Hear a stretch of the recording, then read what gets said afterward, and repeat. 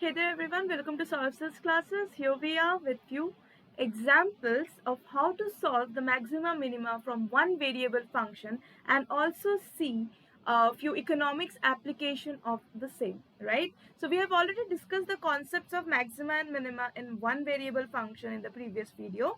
So here we will just have a look at the application of those, okay? So let us just quickly recall what we have studied. So basically we have studied that for maxima the two conditions we need is first order condition should be 0 and the second order condition should be less than 0, and for a minima we need the first order condition should be 0 and the second order condition should be greater than 0, right? Okay, now the first question in front of us is that obtain the extrema for the function. Now extrema, it is not mentioned whether the maximum or the minimum. So with the following given function, let us try to solve how can we find it, right? Okay, so the function given is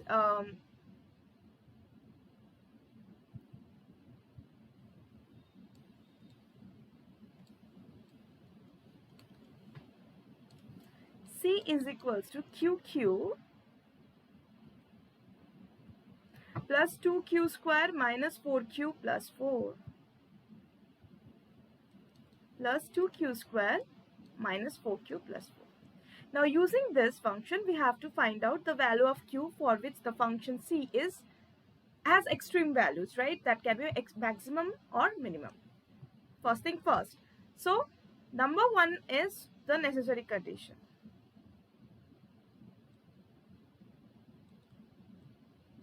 That is the first order condition such that dC by dQ, right? Or C dash Q is equals to 0. That is 3Q square plus 4Q minus 4 is equals to 0. Okay.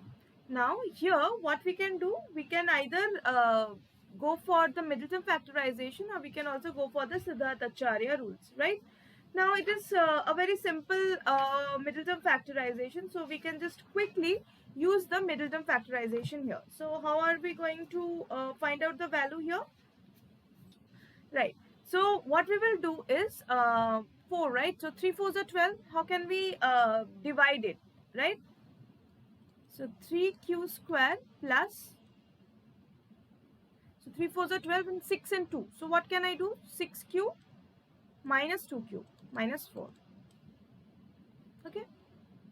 Now 3Q, Q plus 2 minus 2, Q plus 2. So 3Q minus 2 and Q plus 2 is equals to 0. So from here we have, therefore Q is equals to 2 by 3 or Q is equals to minus 2. So now let us check for what value of Q the function C is going to have extreme values. It can be maximum, minimum, okay?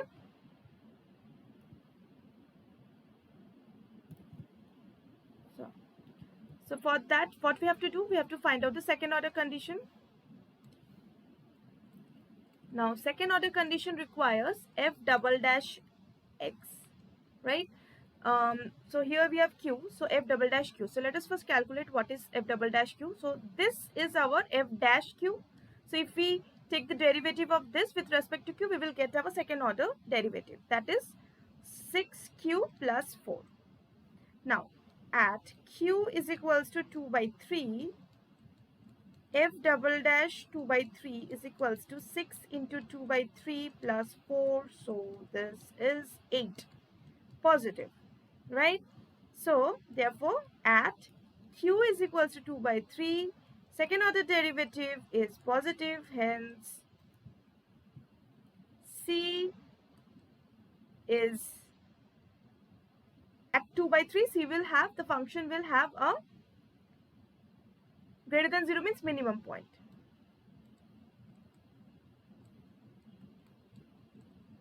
And this is 1. What about Q is equals to minus 2? So minus 12 plus 4 is equals to minus 8, less than 0. So at the value Q minus 2, C will have maximum. Okay, let's move on to the next question.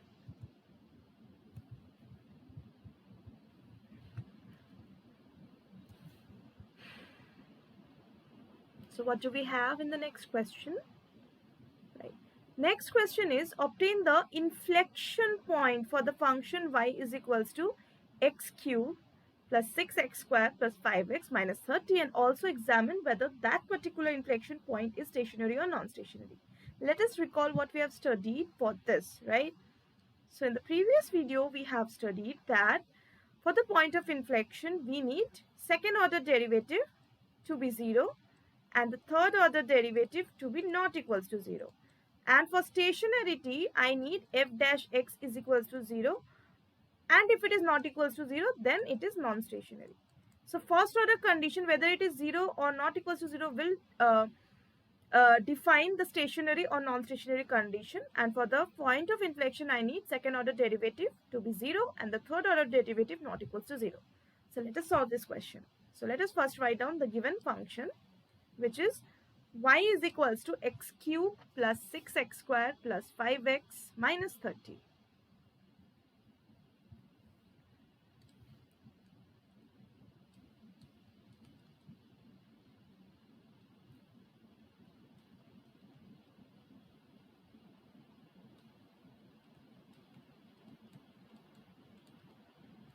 Okay.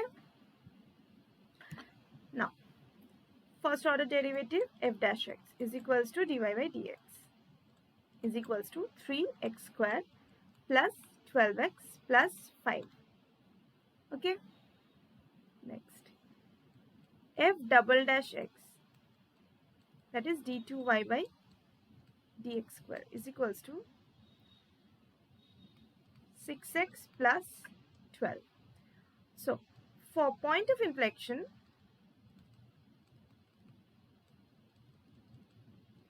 f double dash x should be 0, which implies 6x plus 12 should be 0, and it will be 0 when x is equals to minus 12 by 6 is equals to minus 2. So, at the point x is equals to minus 2, I will have this second order derivative 0. But I have to check what will be my third order derivative at this point. So, f double third derivative, first let me find out at x, that is your 6 not equals to 0. So as you can see that second order derivative at minus 2 will be 0. The third order derivative is not equals to 0. So definitely at x is equals to minus 2, I have point of inflection. But I have to now know whether at this point fx is stationary or non-stationary, right? Now, so for that I will calculate this. At x is equals to minus 2, f dash x is equals to 3 into minus 2 square plus 12 into minus 2 plus 5. That is 12 minus 24 plus 5 is equals to how much? Minus 12 plus 5 minus 7, not equals to 0. So definitely not stationary. So our conclusion is, since at x is equals to minus 2, we have f of f dash minus 2 not equals to 0, f double dash minus 2 is equals to 0, and f triple dash minus 2 not equals to 0. Therefore, it is a non-stationary point of inflection. Okay. So these two were the direct application of what we have learned. Now let us see how we can use this concept in economics. So the next two examples that we are going to see is economic application of the concept of maxima minima of one variable function. So the first question is here from the production. So we are given a production function. What is it? Q is equals to minus 3L cube plus 18L square plus L. So we have to find out the point of inflection for this production function, also we have to show that at this point, so whatever be the point at which the point of inflection will hold, corresponding to that, MPL is maximum. Because obviously, the economics application of the point of inflection of a production function is the point of maximum change. So if the change is maximum, MPL is maximum. That is what we have to show here using this production function, which is minus 3L cube plus 18L square plus L.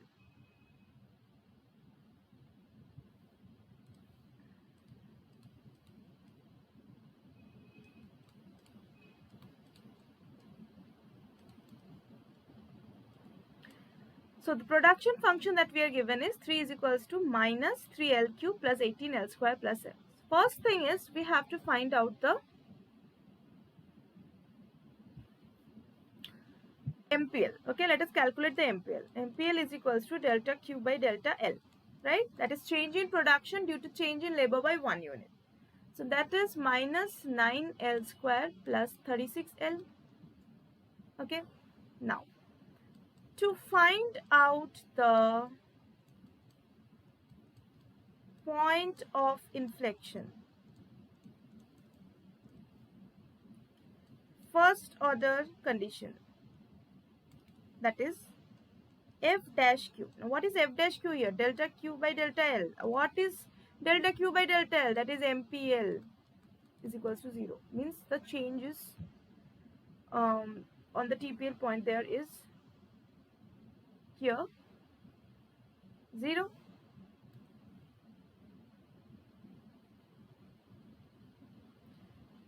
But we cannot be sure about that because we know that it can be stationary or non-stationary. So in order to find out the point of inflection, we don't need the first order condition. That is only for in order to find out the maxima and minima value. But for the point of inflection, first thing I need to do is the second order derivative, because the second order derivative should be 0.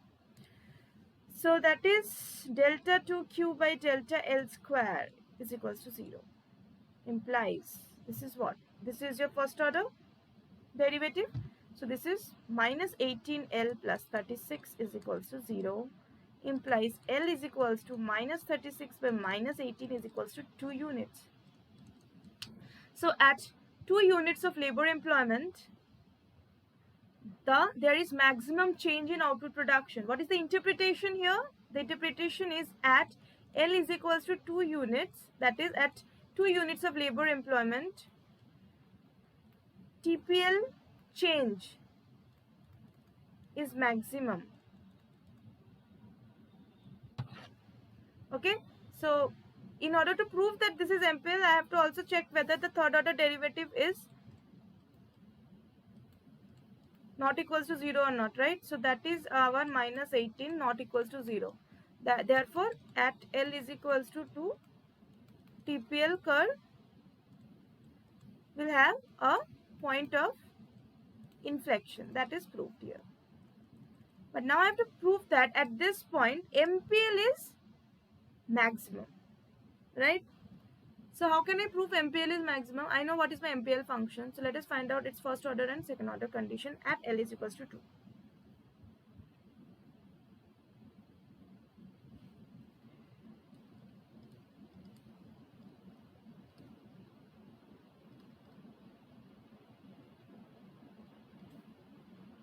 So MPL is equals to how much, what was the value of the MPL? Let's go minus 9L square plus 36L.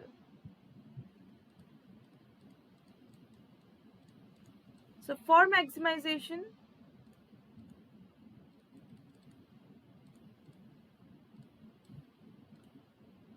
first order condition required this to be 0, implies minus 9L square plus 36L is equals to 0. See, we have already calculated it above, right? So if I calculate this, I'm going to get the same result. That is, second order derivative is 0, right? That is what we have done for the point of inflection. So anyway, this is minus 18L plus 36 is equals to 0, implies L is equals to 2. So first order derivative is satisfied at L is equals to 2. Now for maximization, I need second order derivative, which is delta 2 MPL by delta L square. This is nothing but the third derivative of the TPL function, correct? Which we know is minus 18, but here also you can see that this is minus 18 less than 0. Therefore, at L is equals to 2, MPL is maximum. So from this you can prove that corresponding to the point of inflection, MPL is maximum. That is what we have learned in the theory of production also, and this we have done it using the mathematical concept of the maximum minima in one variable function. Okay, now let us have a look at another question.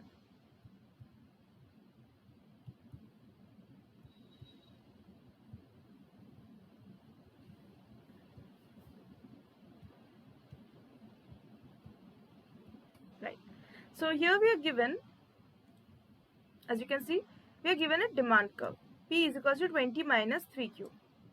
Okay, and we are given average cost curve 10Q minus 5. So you have to find out the level of output for which profit is maximized. So basically profit maximization. So what is the concept of maximization? First order condition, second order condition, right? But here we have to do for profit function. So we have to first calculate the profit function. So let us write down the given functions. We are given demand function and the average cost function. So let us write down our demand function is 20 minus 3Q.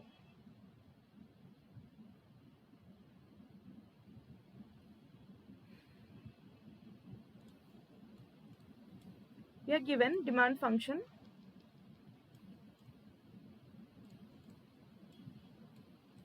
P is equals to 20 minus Q. Now what is demand function of a firm? That is nothing but the average revenue. That is average revenue is equals to 20 minus Q. Therefore total revenue is equals to this is small q. What is total revenue? Total revenue is equals to P into Q is equals to 20 minus Q into Q. So TR is equals to 20Q minus Q square. This is our revenue function. Let's go back and have a look at our average cost function. That is 10Q minus 5. Oh, we have 3Q here. Okay, wait. Let us change this 10Q minus 5. First, let me write down the average cost function. 10Q minus 5. Okay, now let's look at the revenue function. Okay, there we have 3. So let's write down 3 here. Okay, now it's correct. So this is our revenue function. And our average cost function is 10Q minus 5. So from here I can find out my total cost function, that is equals to AC into Q is equals to 10Q minus 5 into Q is equals to 10Q square minus 5Q, that is TC.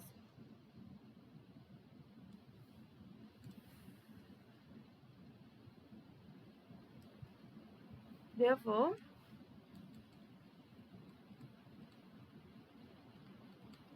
profit pi is equals to TR minus TC.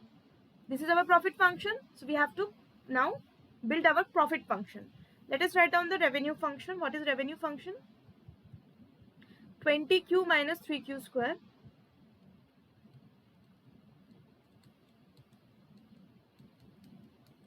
minus, this is our total cost function, that is 10Q square minus 5Q.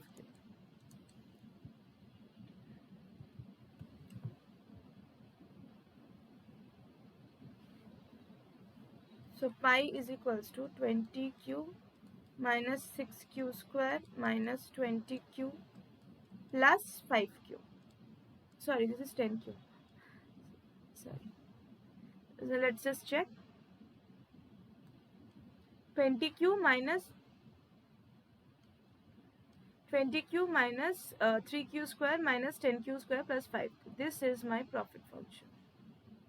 Now I have to find out the value of Q, that is output, for which pi, that is profit, is maximum. So for profit maximization,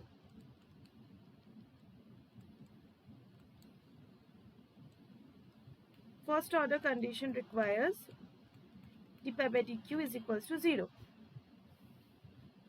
Okay, here we can just simplify it. See, minus 3Q square minus 10Q square is minus 13Q square, and 20Q plus 5Q is 25 plus 25Q. So this becomes minus 36q plus 25 is equals to 0, implies q is equals to 25 by 36, right? So this is the value of q, or this should be the value of q. Now what we have to do, we have to find out the value, whether the second order condition is satisfied at this particular value or not, right? So for that we are going to find out, that is, just 1 minute, this is 26, right?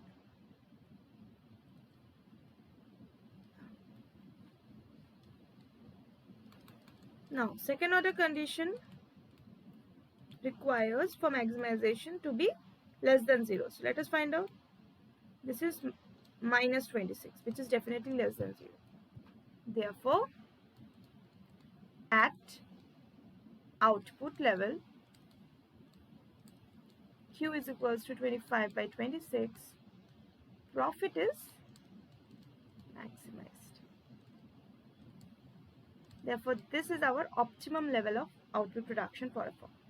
Okay, so these were the applications of the concepts that we have discussed in the previous video, that is maxima minima and how to calculate the point of inflection using one variable function. That's all.